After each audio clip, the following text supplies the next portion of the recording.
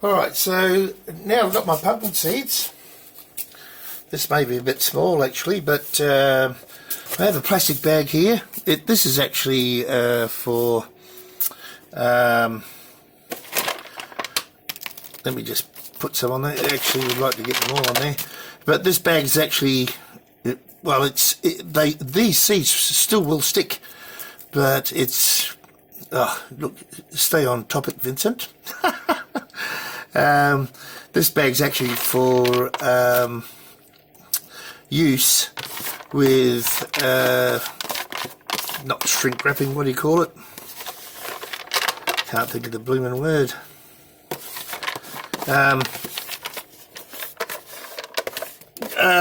Vacuum sealing, there we go.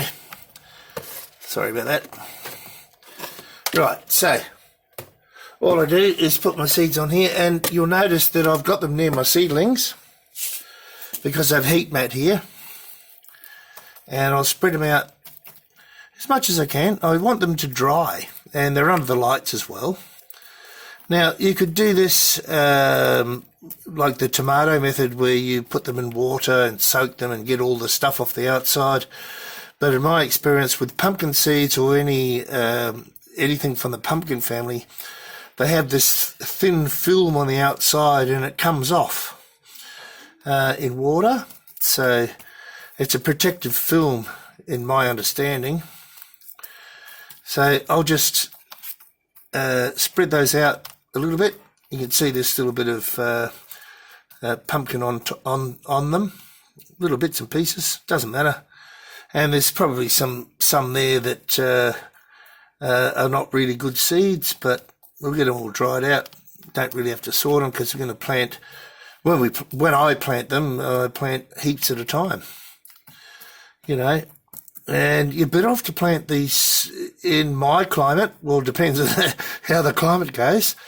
You're better off to plant these around at the end of February, not in spring.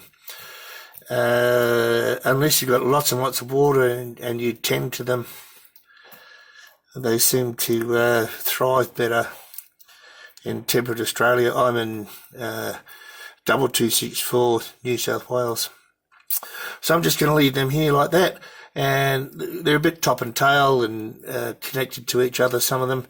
But I'll come back every day and break them all up and spread them out again so they don't all stick together.